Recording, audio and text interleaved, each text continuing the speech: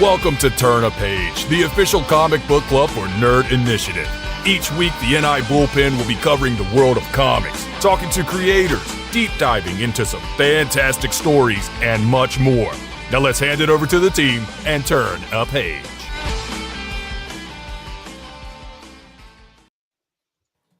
And what is going on, everyone? It is Tuesday night, 8 p.m., and you are watching Nerd Initiative Streaming Network for another edition of Nerd Initiative Comics Presents Turn a Page, the official comic book club of Nerd Initiative. What is going on? My name is Ken M. You know me as the host of the ODPH podcast, but I'm also Nerd Initiative's comics editor-in-chief. Returning to my left, you're right at home. Coming at you live and direct, straight from a folding chair in the ODPH studios. 'Tis I, off the cuff Tom, your pop culture connoisseur, making the triumphant return. As always, it is a pleasure. And to my right, your left on screen, one half of the dynamic duo of Drafts and Dialogue that gives you that pop culture knowledge that you need each and every week. It's the one and only Matt from Hops Geeks News. Matt, what is going on? Not Steve Jobs from hell, that's for sure.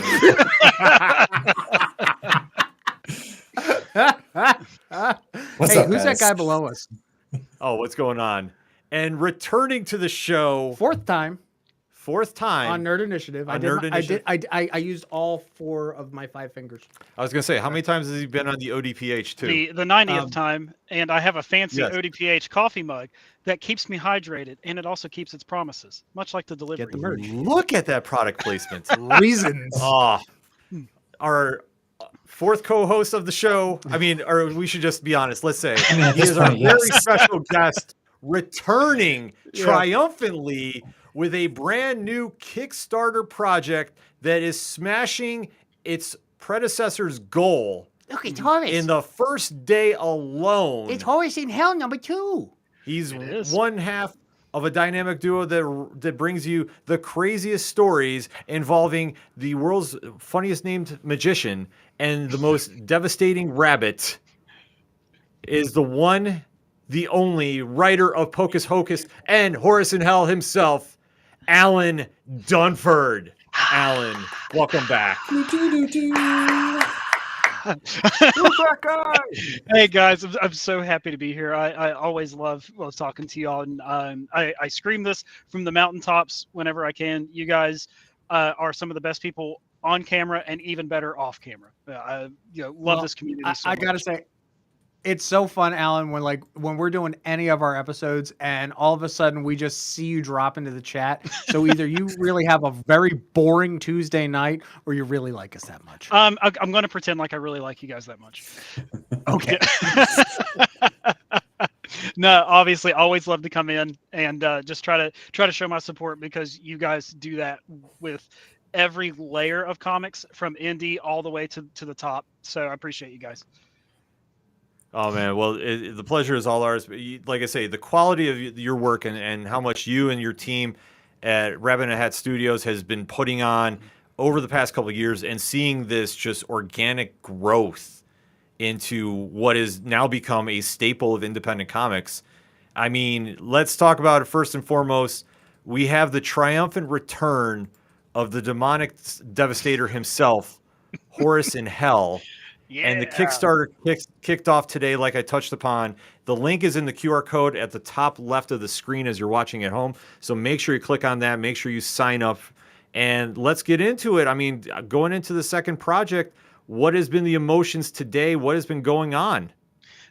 Super surprised because Horus 1 ended day 1. We were talking about it off screen. Horus, I'm pulling it up now. We had 107 backers, and then it ended at $3,500 on day 1, which is kind of crazy, because I didn't expect this one to. I thought it would hopefully you would stay pace with it, but it's kind of smashing it right now. We're up to 123 backers and $4,300, $4,200, which is kind of crazy. Yeah. So Horus #1 was our biggest campaign by far, and I always have to say this, because it just needs to be said. I hate all of you.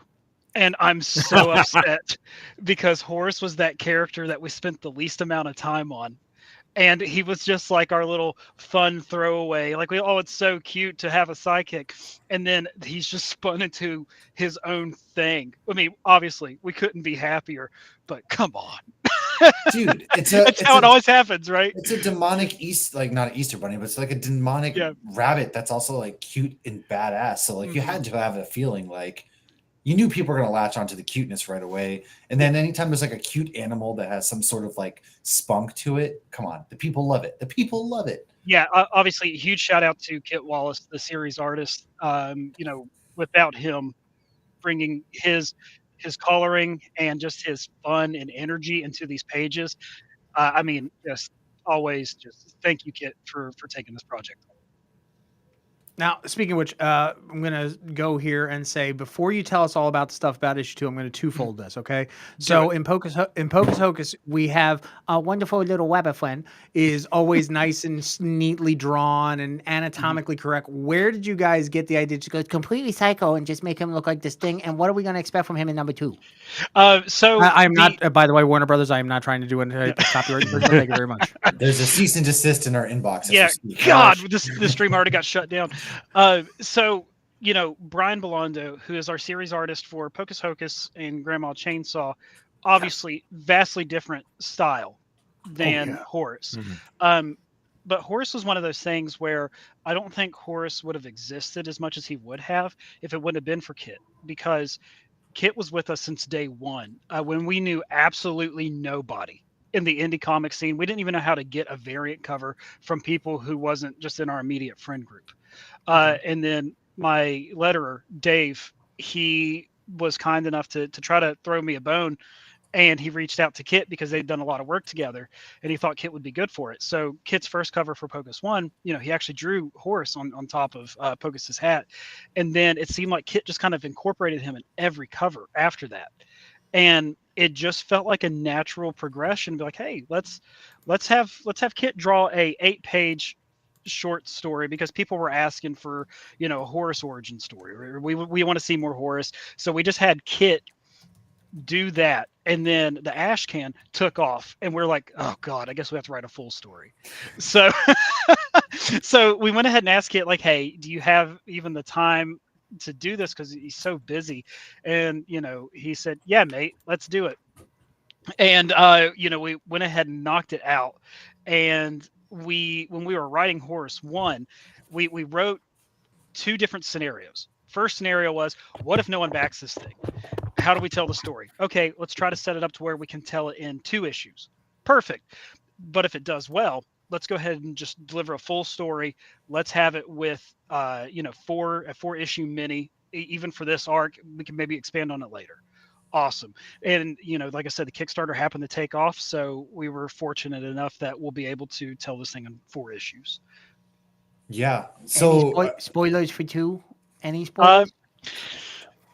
We find out why Horus is in hell and what he has to do to get out. And it's just pure insanity after that, because we kind of get to cut loose with this one. Not saying we don't get to with Grandma or Pocus, but with Grandma and Pocus, we're dealing with a lot more characters. We're trying to also tell this huge overarching story and build this world.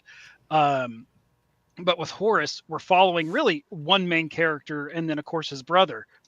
And we just get to just be stupid and see what we can get away with and what people like and what they don't like.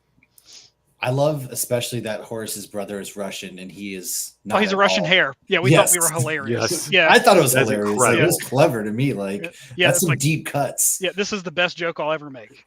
and then I peaked there. So then that's it. So if you It was guys all like downhill Horus, from that moment. yeah, if you guys liked Horus 1, just stick there, pretend like the second one doesn't exist. Oh wow, it's a shame that we never got that sequel, man. I know, like it's Master terrible, and Commander isn't it? all over again. But seriously, you guys are no strangers to Kickstarters now. I mean, look at that. You already talked about how you made over $4,000 just from one alone, and you've been crushing it with especially the horror scene and things like that. What goes into building your guys' Kickstarters as far as like incentives and things that you can give back to the people? Yeah. So I'll say this time and time again: without our backers, we're nothing. And that has always been a central focus, especially with the indie groups that I've surrounded myself with. Bad Bug, for example, huge into giving back to the community and what we can do.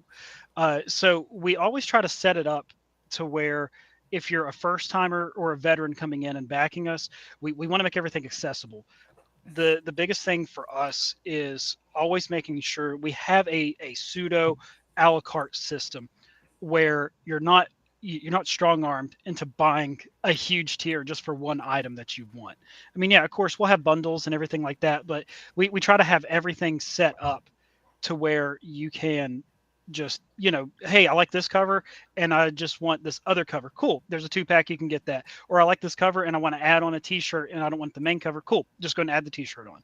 So we never try to price gouge or anything like that. We do try to price ourselves competitively and just always look out for everybody, because at the end of the day, this is my hobby and you're spending your hard-earned money on my hobby. And I cannot thank you enough for that. Yeah, that makes perfect sense. And like you said, you guys absolutely, man, like crush it. The books alone are enough to get it, but as far as merch and things like that goes, you guys get really creative with it, and your characters kind of speak for themselves. Well, thank you. Yeah, we always try to write characters that are, if you don't like them, at least you remembered them. Yeah. That's like, oh, yeah. that's the big part, right? Especially with Grandma Chainsaw, we went out of our way deliberately to write this, just absolutely despicable characters. So. Speaking of Grandma Chainsaw, no spoilers. However, we did see issue 3, and there's the absolute most metal scene I have witnessed in a comic book take place in that. And so, like, for that reason alone, I'm going to need you guys to go ahead and just keep making these forever. Like, I need Grandma Chainsaw for the rest of eternity, just because of the insane stuff you guys are doing. I wish. It gives you the soft and squishy feelings. It does. I still have it pitched out for Horus versus Dead Squad. Like, yes. We need to have that happen. So there's so many things that we've tossed around. Obviously, time is always the biggest killer, right? So we've tossed around the ideas of doing a couple of the blended stories. So I don't want to say it's not going to happen, but expect it to happen in some form. Oh, okay. That right. was enough for me, because I mean, I know when we talked last time, I'm still putting that karma out into the world, because obviously with the Pocus verse, if we want to call it that, describing the first 3 books, Pocus Hocus, Grandma Chainsaw, and Horus in Hell, like there's all that similar kind of vibe to it, and it's one thing to win over the audience now. Like we always hear in comics too these days is, everything is just, it almost has like a gloom and doom feel, but yet if you go onto the independent scene, like what you're doing, there's so much like good things to be surrounded. Like I say, the Kickstarter campaign, instant hit day 1. The excitement about the book is speaking volumes. And then just the characters alone too. I mean, to tie it back, who would have thought this would all began with the worst magician on the planet Earth and in Hocus Hocus? Like seeing where you are from that point to now. I mean, how do you describe that journey? It's pretty crazy. You guys are pulling the graphic up now. Side note, to answer Lava Drake's question, the anime's dropping tonight, and that's it. I wish. No, as soon as anyone approaches us, we'll definitely do an animated Horus. I would immediately be like, yes, let's go. I would like to offer my services to be able to do the voice. Like I feel like Prime Cartoon Network would have been perfect for an animated horror show. Oh my god! We're talking Courage the Cowardly Dog and things like that, man. It would have been prime. No, I think you put Horus right after Metapocalypse. Oh yeah. But yeah, no, Ken, to answer your question, man, it's crazy, because just to think about, because we started this journey in 2020, and Brian didn't start the first page of Pocus until 2021. So we're on a 3-year span. And we're already up to issue 6 of Pocus. Yeah, which is kind of nuts to think about. And since we're talking, surreal. Yeah, I was gonna say, since we're talking about issue 6 a little bit, what can you kind of talk about that to our listening audience here? Yeah, so for those of you who don't know, Pocus Hocus is a story about a magician who sells a soul to a demon to have actual magical powers to try to circumvent the whole process, right? Instead of having to learn it because his father was the world's greatest magician. Well, this journey that we're on with Pocus is his whole journey to get his soul back. And up to this point, he's finally made it to hell, but then he found out who actually has a soul, and we are in hell's version of hell. And Pocus 6 picks right up where Pocus 5 leaves off to try to figure out really how to get it back, and it's going to be by some means that he didn't expect. Now, with issue 6 coming out, and you've already got the first 5 going, thinking from where we've started to where we're at, what's the biggest takeaway you've had as a writer or as your whole team has in creating this, whole storyline? It's kind of crazy to keep the same team, throughout all this. We've all tried to feed off of each other, and I think that the big thing is we all try to push each other. I want to push the limits on what Brian can do, which makes me want to be a better writer. And it makes the whole process set up to where we're, me, Will, Brian, Dave, and now we've welcomed Carrie as our colorist, since we lost Jason. And she's just fit right in with everybody, and all of us just trying to really push the envelope for what we could do, because at the end of the day, whenever you get one of our independent books, I want you to look at it and be like, this is quality. These guys know what they're doing. This feels professional grade. I'm happy that I spent my hard-earned money on this idiot's product. So, yeah. Do you have problems with self-deprecation? Oh yeah, dude, self-deprecating humor. That's the way to do it. That's my wheelhouse. First of all, like that's my love language. Yeah, that's on my family crest. But it's something to deal with humor as well too, because there's always with horror, I should say, rather. It kind of goes almost hand in hand with humor. Like, what do you think is that whole dichotomy there? I have a really dark sense of humor anyway. Okay. So I don't know. I just think injecting just quick whips and stuff, it makes the book for a lighter read. There's so much. I mean, granted, we'll probably get into it here in a little bit, but there's so much just bummer. Like turning on the news is a bummer in every facet. I just want to inject some sort of just humor or something that just distracts a little bit, just any sort of entertainment into anything. And I think just trying to approach anything, even when we're trying to tackle serious matters, with a lighthearted nature, I think it might be it feels right for me. No, you're definitely right, man. I mean, you just scroll Twitter for 5 seconds, right? It's everybody hating on what's in theaters, what's on TV, and then you try to get a break from that. You go to like Facebook, and it's that friend from high school who's on their 17th marriage going through some problems, and then you want to turn on the TV, and it's some form of like awful news. So you're 100% right. That's what comic books are for, right? They're meant to be that departure from reality, and also give us like good humor and make things fun again. That's our escape. Yeah. And again, and that's what we try to do with all of our books, even that's funny, even with like, with humor, just anything, like even from the crazy ideas, like a grandma with a chainsaw, granted, it's not the most original idea, but it's how we try to approach it and make it our own. Like we were talking about in the green room, like the ending of issue 3, I wanted people to look at that and be like, what the hell? Yeah, it worked. It worked. It did. Yeah, I think all of us collectively was like, "What was that?" And we're comic book professionals. Yes. Yeah. Yes. At least we play one on Tuesday nights. But there you go. No, you're right. And go ahead, Ken. Oh, good. No, I was going to say, because obviously this book has got a lot of anticipation behind it. So we know obviously Horus 2 is in its Kickstarter phase now. When should we be talking about the next Pocus Kickstarter phase? So yeah, what we're going to be doing is, and now this is going to sound worse than what it is. Like we just want to get it over with. So after Horus launches, we're going to be doing a smaller campaign for the Herald, and then by that point, we'll feel comfortable and far enough along in Grandma Chainsaw number 4 to go ahead and finish that, because we're just excited to go ahead and get it over with, and I mean that in the best possible sense. So you sense that there's an end to Pocus coming? No, not Pocus. So we're getting Grandma out of the way, because we're ready to go ahead and launch the finale. It's going to have a trade paperback and a hardcover edition, and then after Grandma 4, we're going back to Pocus 6, and then after that we'll be doing Pocus 7 and 8 as well. Man, we're just such in a rush to just get Grandma up to the home. Nobody loves Grandma. We're just such a rush. Shady Everyone's always pies? getting Grandma. Yeah. Shady Listen, pies. we just have to tell the Grandma story. We have to go ahead and do it. It's just we're chomping at the bit to I'm chomping at the bit rest to of read it. it, so by no Yeah. means am I complaining whatsoever. Like I will take it right now. Yeah. I'm just saying, but Hazel is such a nice, sweet old lady. Oh yeah, She she'd never is. do anything wrong to anybody. No, I mean she's so inviting. And we got a Dead Squad member in the chat too. Love that.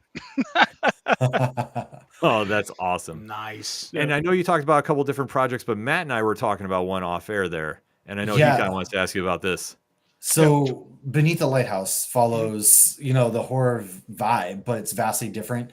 What is it that we can talk about this? Because, this is definitely almost kind of a departure a little bit from what we've come to expect to this point. Yeah, this was a story that I just had it in my head and I just wanted to tell it. This is our version of, I guess, kind of like, an A24 film, as much as, granted, those Alan are Dunford doing some A24? Dude, well, where do I those sign are up? better than anything I'll ever write, but it's my sophomore take on it. Right. But yeah, so it follows the story of a man that's lost at sea, and he wakes up after a ship crash on just an island that just has a lighthouse, and it's a one shot, and it's just all confined within this one place. Ooh. So I wanted to really try to see what we could do from an atmospheric horror standpoint, and also just from jump scares too. Like, how can we deliver jump scares in a comic book? So Ooh. that's something that we wanted to try to figure out and see what we could do, and really just kind of just test it, right? Yeah, I feel like jump scares in a comic is something that a lot of people are almost afraid to do because I think it's impossible to do, which I don't think is the case. And especially kind of going off of some of your other writings, I think the chops are all there. So I'm wicked excited to see how it's done, especially on page. Yeah, we're super excited for this one. I think we're expecting to finish this one up after the script for this one's already done. So we're expecting this one to probably wrap after Pocus 6, because we don't want to delay on Pocus anymore, because we're so excited to get back into that world. We feel like it's been too long since Pocus 5. We absolutely loved Pocus 5. Then we did Grandma 3, and then we were just like, man, let's just finish Grandma. Like, this is it. Like, because we know Pocus has a linear story coming up. So we're like, with this one, let's just, we know what we're doing. Let's get it knocked out. Makes sense. Yep. And then especially too, you retain most of the team from Pocus on this for the project. Yep. Like, so how is the difference going in from the Pocus game planning for this project? The script for this one is a lot more breathe room. I sent you guys the first 8 pages of it. I'm not sure if you guys had a chance to look at it or anything. No, look great. I did, definitely. There's no way I was missing that. Yeah. So we, like I said, the script has a lot of breathe room, and we wanted it to be really atmospheric. So this was kind of just a way for Brian just to show off and be like, this is his art on it, because we're just keeping it all black and white. So we wanted Brian just to have fun and just, I guess, get out any demons he had. And just show us what he could do. It is beautiful. Not a lot of, it's like the Clerks effect. Like, why did they shoot this in black and white? Because he wanted to, but to see horror done in this aspect really takes it back to that really good old school vibe, but it still has your guys' mark on it. Well, thank you. Yeah, because that's the thing. We never want to lose our touch, or our thumbprint, no matter what no matter what kind of story we're telling, because this one's a little bit more serious than all the other ones. So, because it's it's also just revolving around one character in it, and then his potential descent into madness, just being alone on this island. So yeah, it's this one was a challenge for me too, and I like that, because I want to be the best writer that you guys pick up from one of my books. So yeah, I don't know, I just love trying to challenge myself and push myself forward. And you have one more book to talk about, right? Yeah. So we got also going up on here. I'm in the wrong thing. Hold on. Well, no, it's the Herald. I got my question. Yeah, the Herald. So Yeah. the Herald is a big departure from your previous works. Let's talk about it for a bit. I mean, you got a whole. I mean, the first few pages make you go, huh? And then you're looking at thing, go, okay, time travel and time slips, and then next thing you know, it's whiskey and guns, and then scene. Yep. So I was actually this is what's so cool about indie comics, right? In this community that we get to build with each other. A cover artist that we've used on several books, his name's Ruben Mosho. He approached me and he had this idea for a book called the Herald. And he gave me the overall plot for it and what he wanted to do.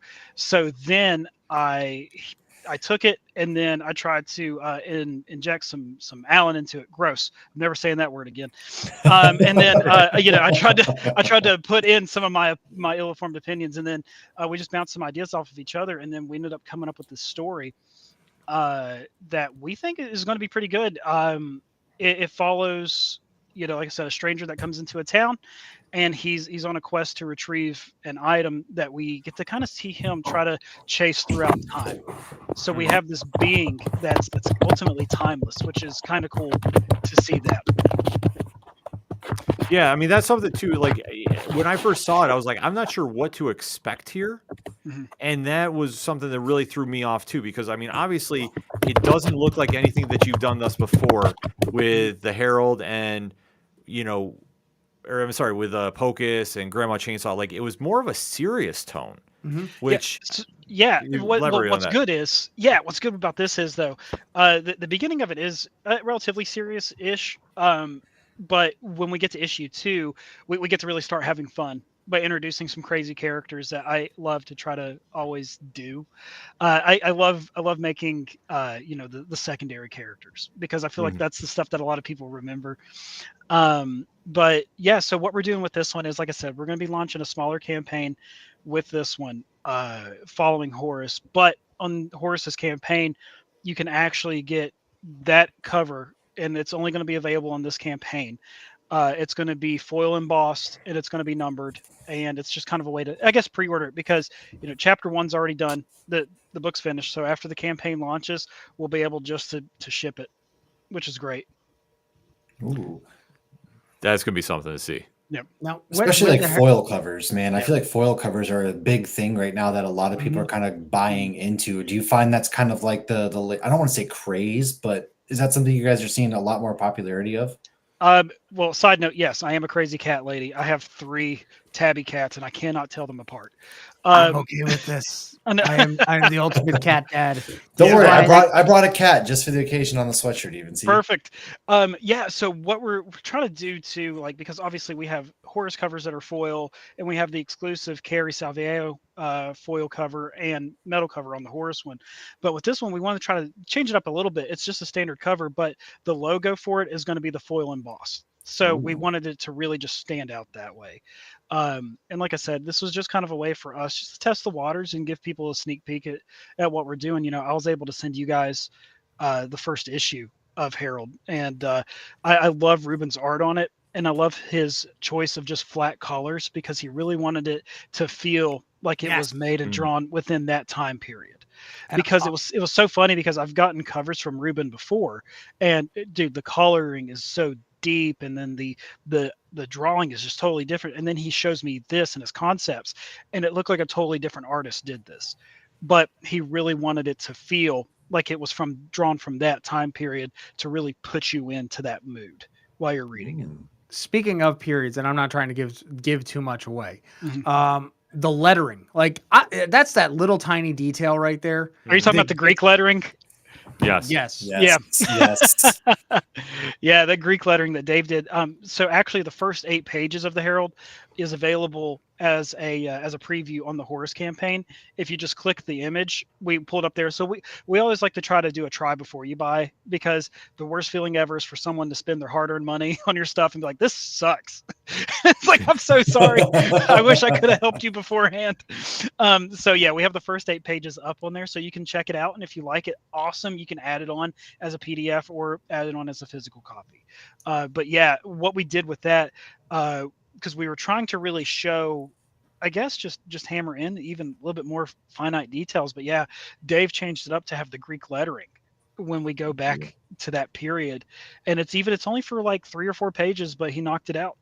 The detail has been noticed. I was about to say, yeah, it's those tiny details, right, that people really notice, and then that just showcases the amount of love and attention that you guys are giving to these stories, because something so minor as like a little bit of different lettering, Right. people do notice that. Yeah, they really do. It changed the whole feel of the page when he did that, and we were like, 100%. perfect. Yeah, done. Yeah, that's it. And that's something that we even went back to later. Like the whole chapter 1 was done, and we're like, something's just missing here. And then he's like, hey, I think I got it. And then he just changed it. We're like, oh shit, okay. And then it's just perfect, after that.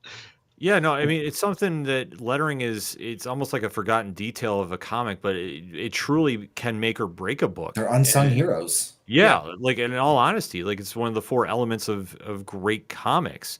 So to have that in this place too, and like I say, each book that we've talked about has a different vibe to it, different feel. Is that something that obviously you as a writer you touch upon, keep challenging yourself? Is that something that now you're talking about, like how many years later since you first started? Do you still have that challenge, like every time out I want to do something different, or is it just kind of like I want to finish my story where it goes?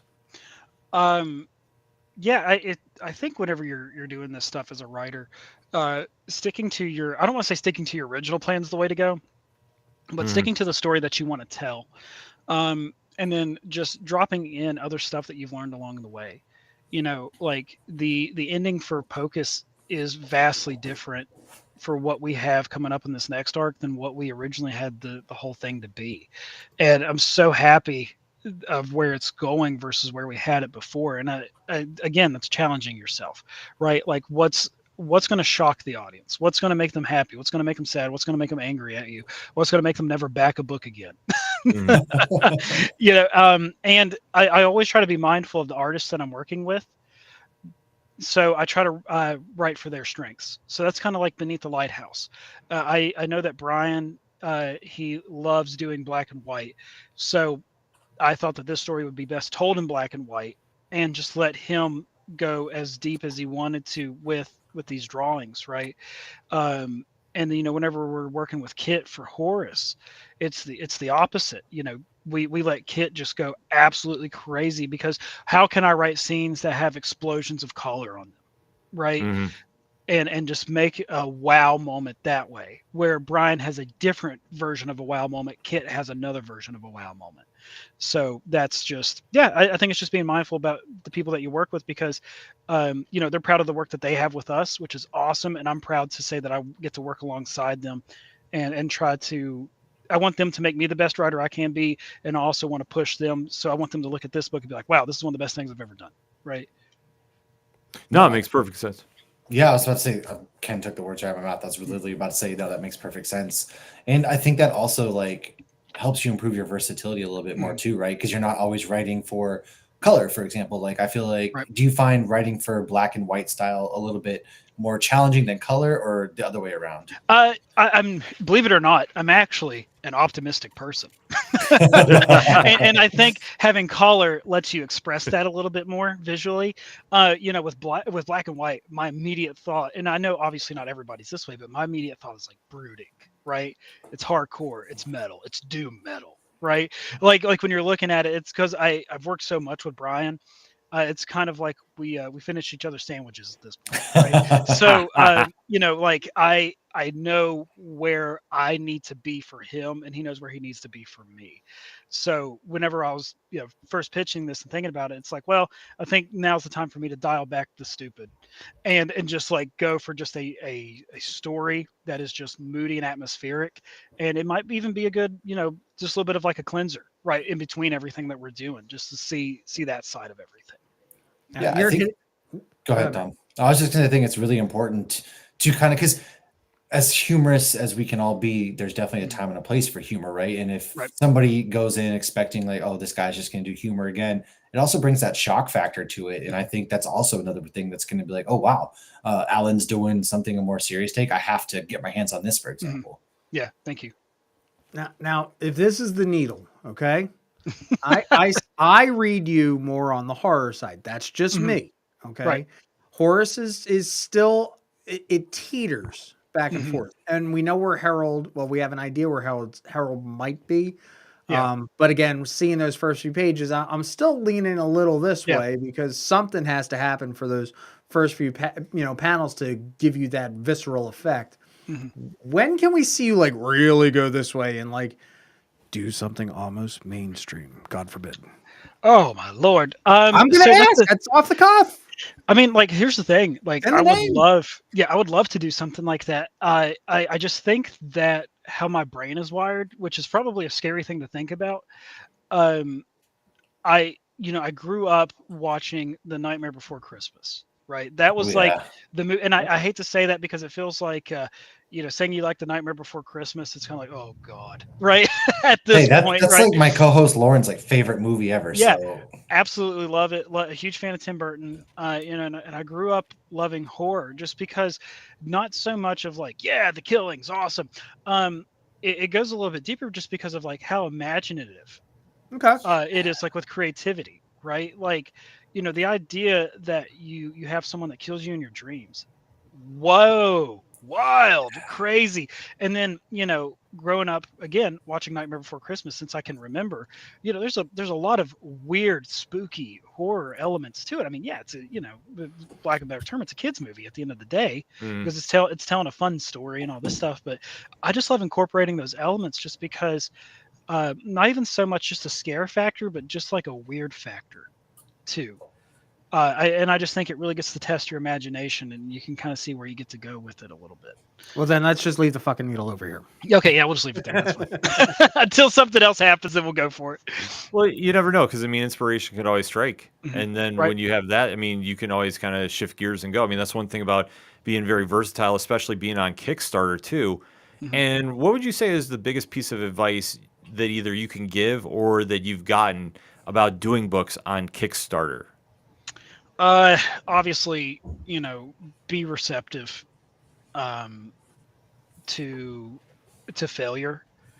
I think that we all want to wake up after we go to bed and we've checked the campaign page 11 times, and you want to wake up and you see $300,000 got donated overnight and you're a success and you can quit your day job and actually have fun making comic books forever, and people will parade you down the street. But I think you need to be okay going in knowing that sometimes things aren't going to resonate, right? Like, trust your gut. Like when we launched Grandma 3, we knew going into it, like, hey, this might be one of our lower performing ones. Something just told me. Not that like we were unhappy with the book or anything like that. It's just time of launch. There's just so many different variables, right? But we have a good feeling about Grandma 4 because it's going to have the trade on it. And that's like, a huge Kickstarter buzzword, like finale and trade. Okay, great. I don't have to worry about backing any more of their crap to get the story, or if it's going to come out, I could go ahead and get the whole thing now, right? So that's going to bring in a whole nother audience, which is amazing. But I do think that also communicating, even when it's hard to, it is the biggest thing. Like, we've had delays. We've been late on delivering stuff. Like, even if it's just been a month, it still kills me. But hey, things happen. If there's an issue with the printer, if they send something and it's not right, I don't want to send it out. I have to send it back to the printer, and then they have to reprint new copies to send to me. So it's just, there's just so many different things. But just being honest with your backers, like, hey guys, sorry, we're running a little bit behind, but believe us, we did not steal your money. It's still, you're still going to get your product. Yeah. And not to sound like an oxymoron, but then try to deliver when you as soon as you can too. So yeah, it's just a balancing act that you have to do with everything. But ultimately, communication. At the end of the day, it's all communication. That's a very... Oh, go ahead, Matt. I'm sorry. I was just gonna say, so based on communication, would you say that, and then have you found like, because I know I kind of already asked this, but with your add-ons and things like that, have you found that those don't matter as much then? It's more about like the actual product that people want in your hands, and those are just like cool additional things, or is those like have to be kind of a more of a center focus too for people? So add-ons are, I guess it's kind of directly tied. Now, this is my ill-informed opinion.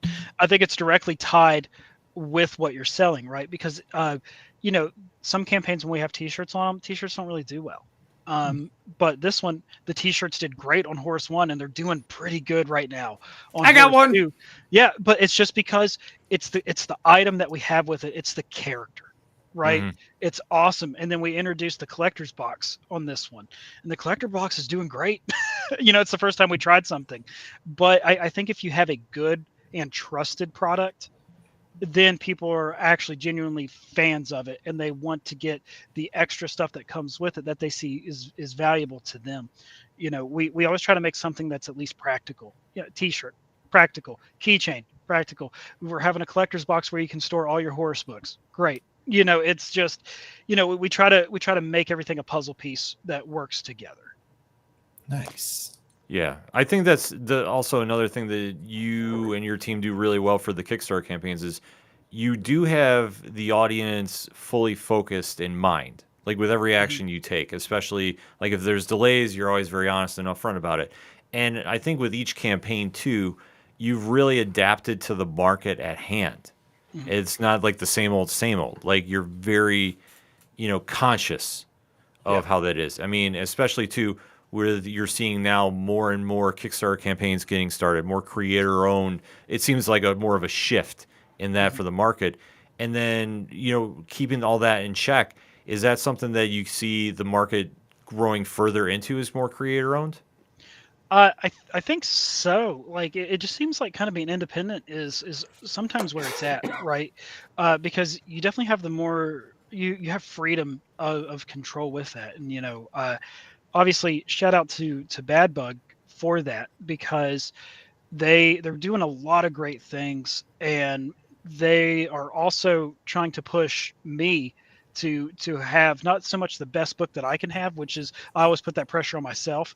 It's how do you make a good campaign too, and how do you stay relevant and also adapting to the changes that are always happening in Kickstarter. So how do you make your own you are you're kind of the CEO of your own business whenever you launch a Kickstarter, right? And that's stuff you really have to think it through on everything.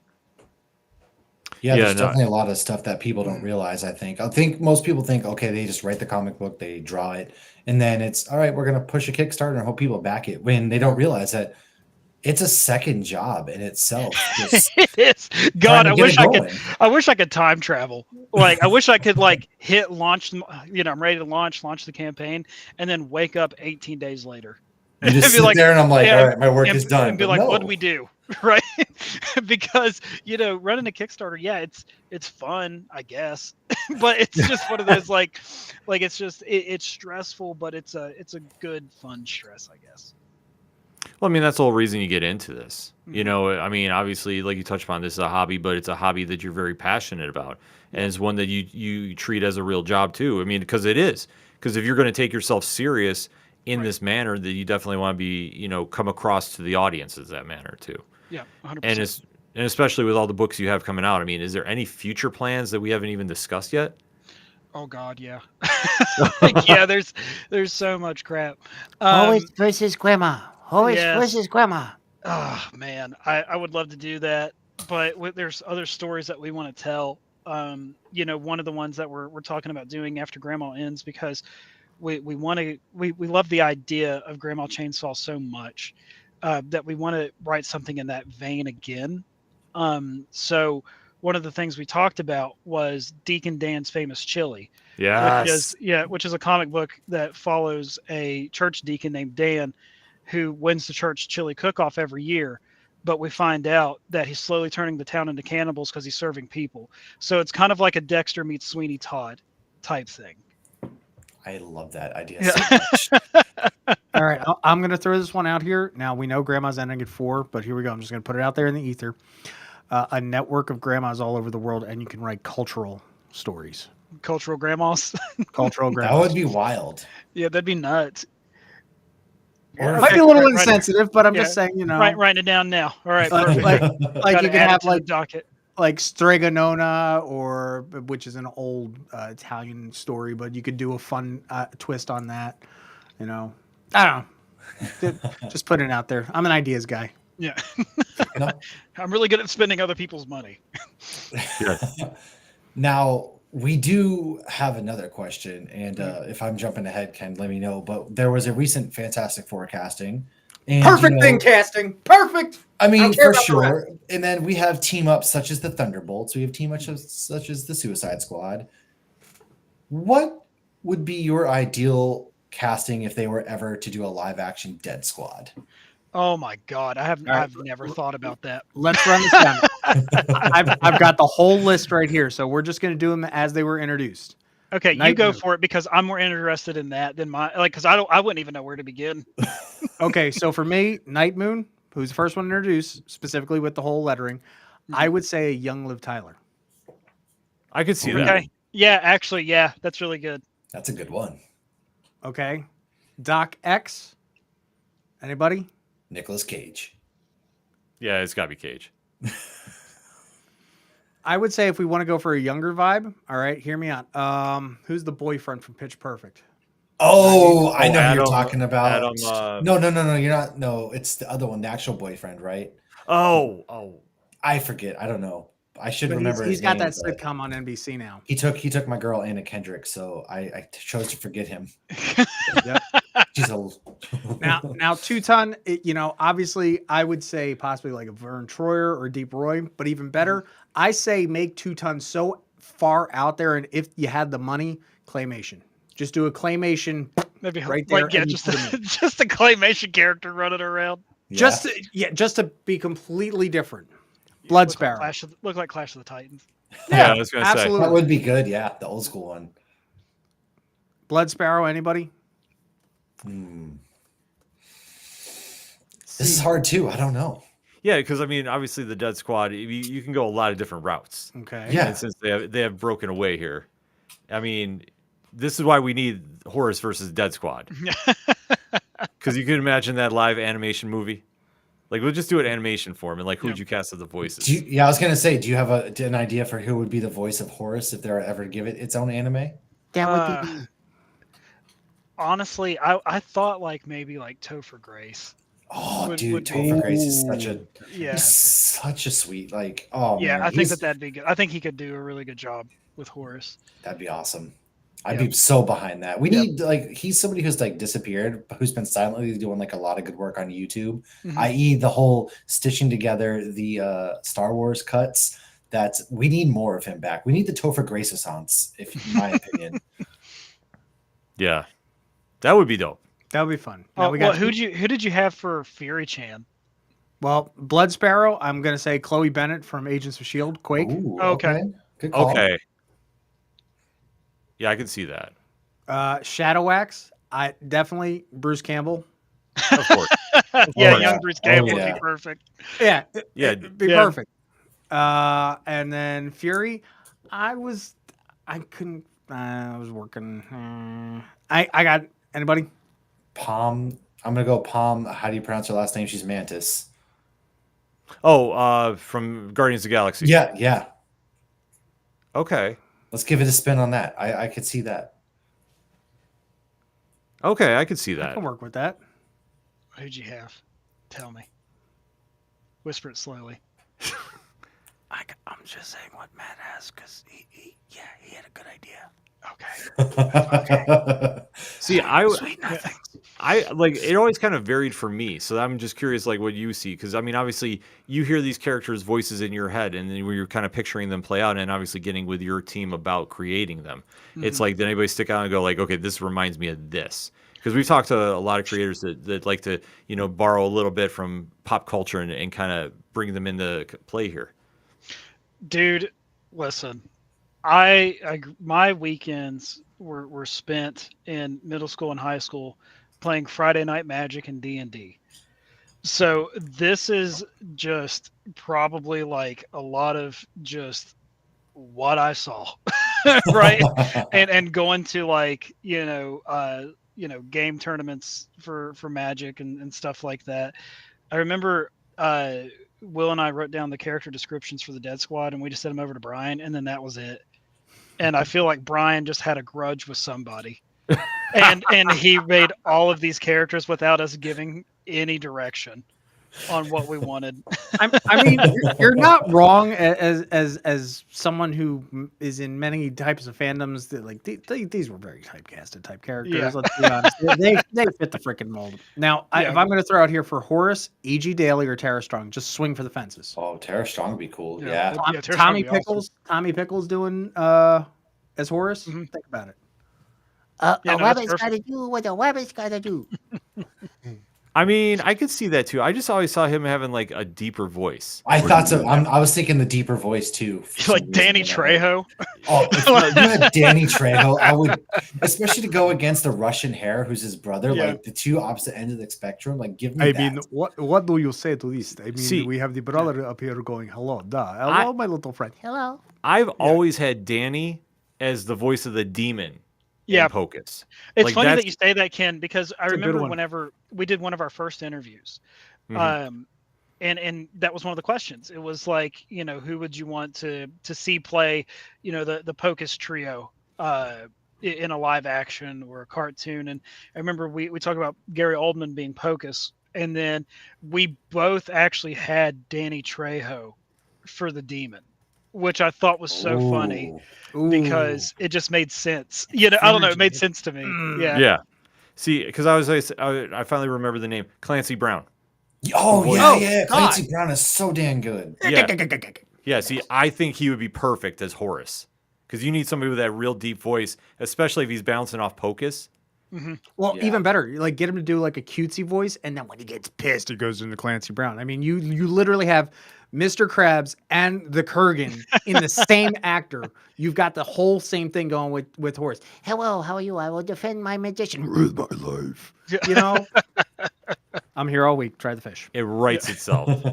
It does. But that goes to the testament of the characters you present. And like we say, we can't stress enough. Everybody needs to make sure you're signing up for the Kickstarter campaign, and it's running for how long, Alan?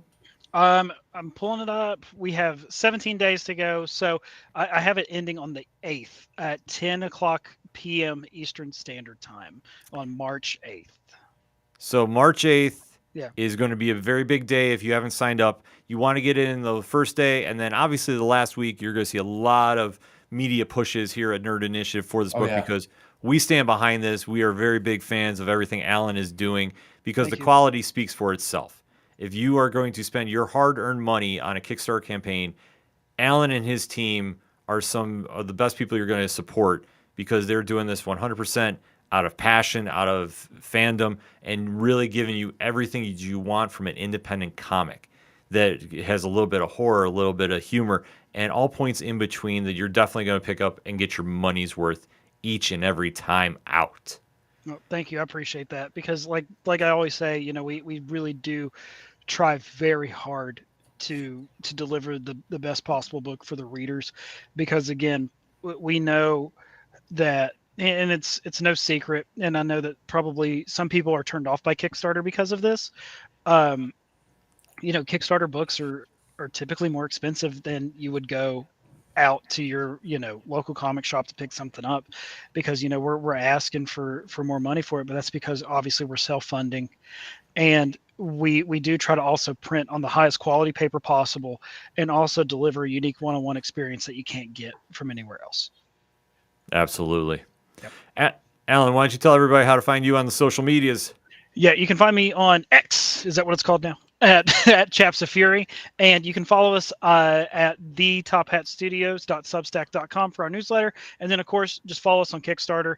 We're the only idiots that named a book Grandma Chainsaw. You can search that and follow us that way, or search Horus in Hell and follow us that way. If you search Pocus Hocus, they try to autocorrect it to Hocus Pocus, which feels wrong to say now at this point, but hey, you can still find it there too. And obviously feel free to reach out if you have any questions or do you want to see a preview of one of the books before you buy. Hey, more than happy to share one of them with you.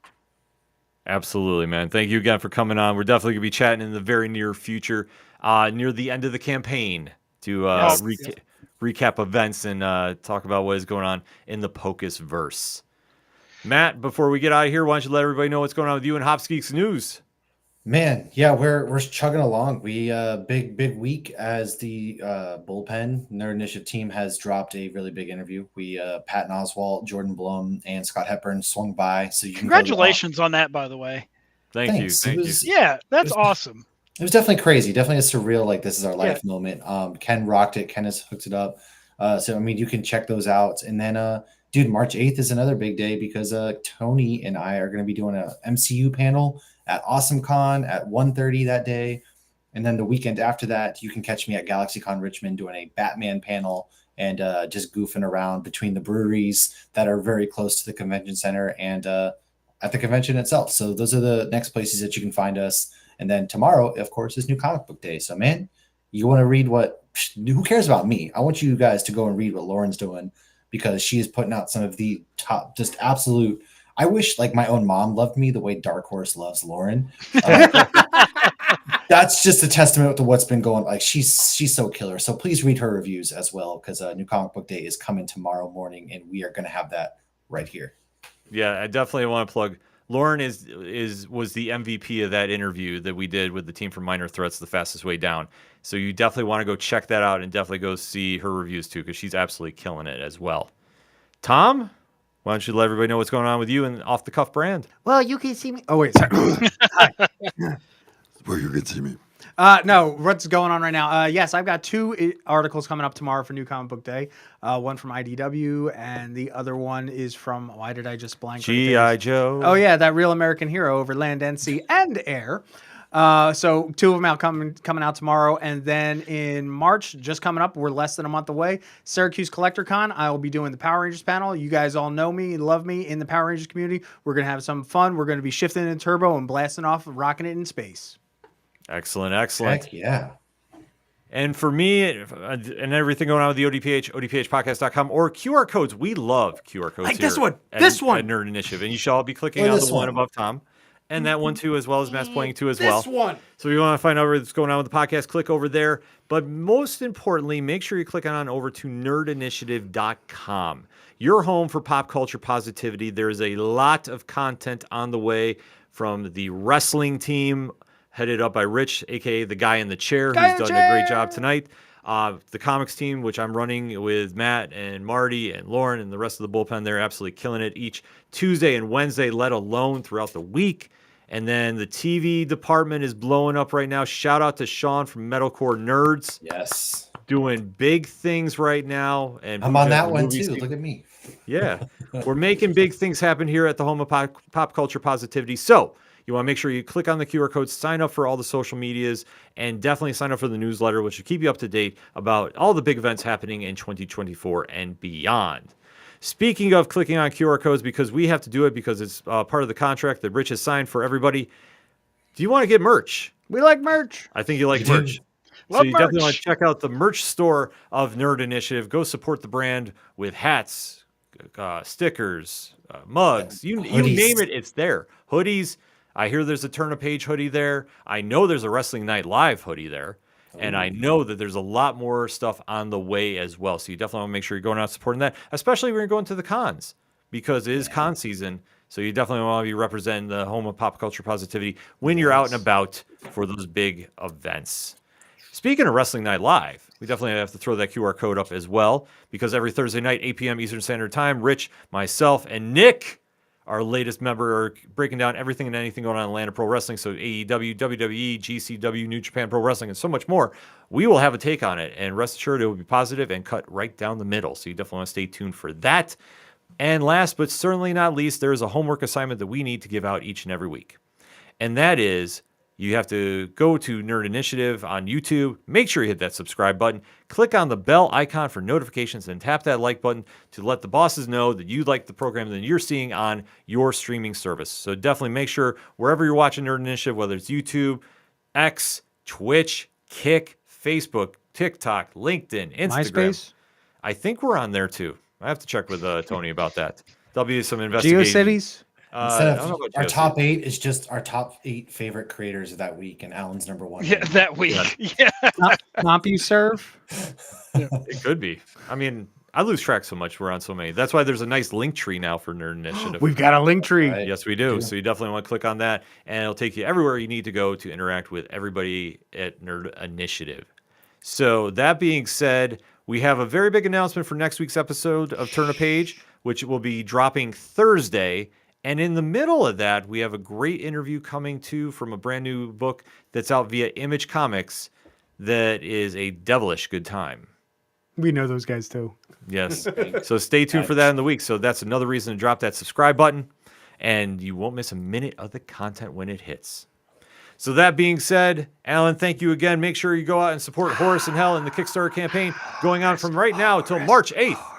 And as we end Turn a Page each and every time, when you're at the comic shop and you have a great issue in your hands, such as when you come in and you have an issue of Horus in Hell in your possession, and you see somebody struggling to find something, hand yours off to them. Tell them to turn a page. See you next week. Peace.